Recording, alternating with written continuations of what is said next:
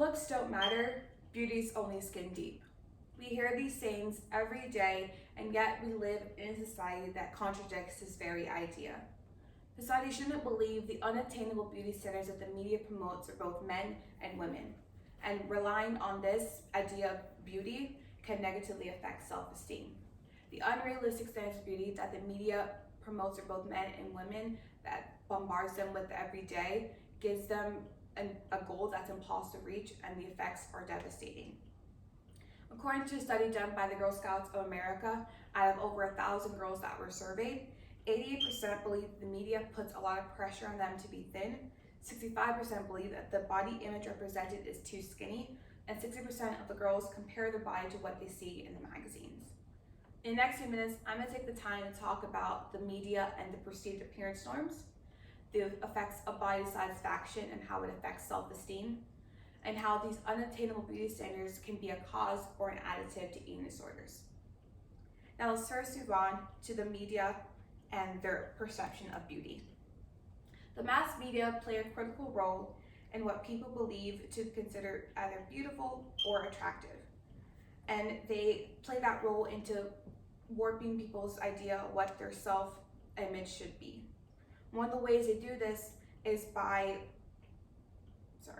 use of common use and very thin and attractive models in print and other media, in which they communicate the way that people believe they should look in order to be desirable to others.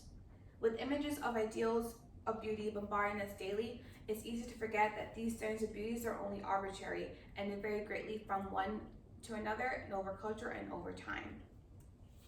For instance, such variations of ideals of beauty often reflect the roles men and women should do in order to expect to fill in a given society. Societies such as Fiji, large bodies are a symbol of one's status and power.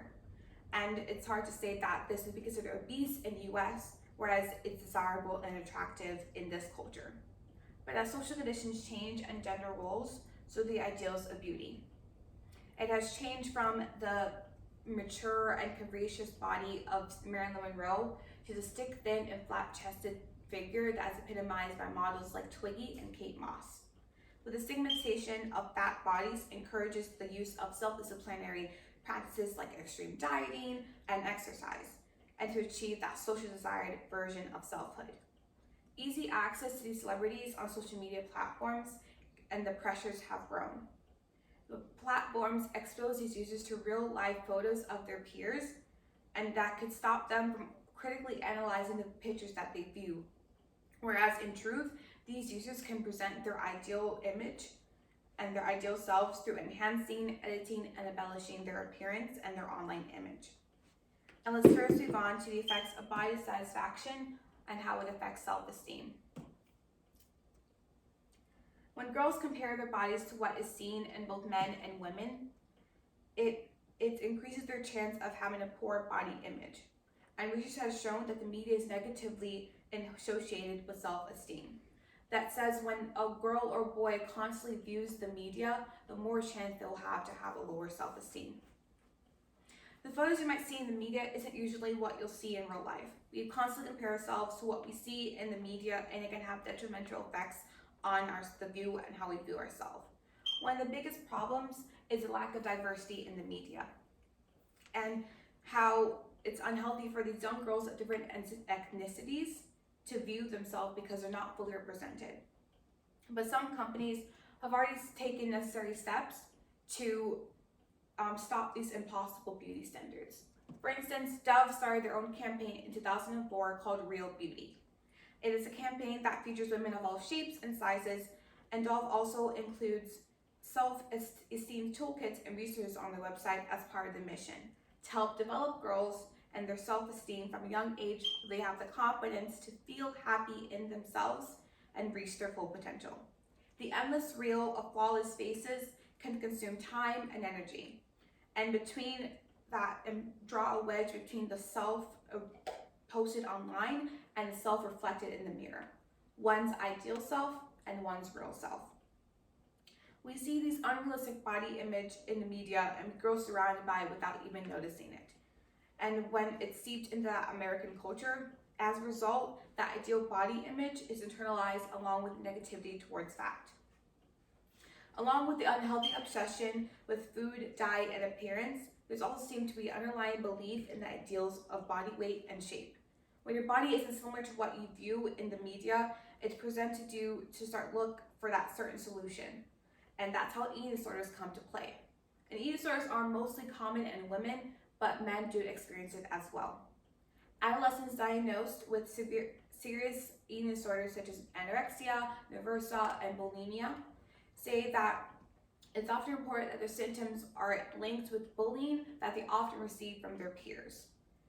And once they do see those unrealistic media images presented by the media for them to follow, the people who are unable to conform to that certain ideal body type put forward by the movies and the TV shows, they find themselves taking those extreme measures no matter the consequences.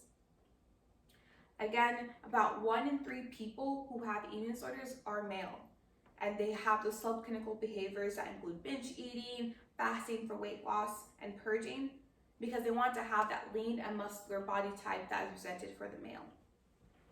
However, when we live in a world that prioritizes looks and over everything else in both women and men, and the undeserved privileges that you reflect on the ideals of standards of beauties, who are we to judge someone who pays for these aesthetic procedures to look this way? To finish up, all these points that I've made about the social media and how it slowly progressed into presenting boys and girls with their definition of what perfect and beautiful should be. Again, society shouldn't adhere to these unattainable beauty standards that the media promotes to both men and women, and relying on these ideal images can negatively affect self-esteem. Today we've gone over 3 main points: the media and their perceived appearance norms, body satisfaction and how it affects self-esteem, and how this can be a cause and an additive to eating disorders. Again, once the media starts promoting that the idea of all women and men that are beautiful, then people can start feeling pressure to look a certain way. It's time to prove that these sayings aren't just sayings. Looks really don't matter, and beauty is only skin deep.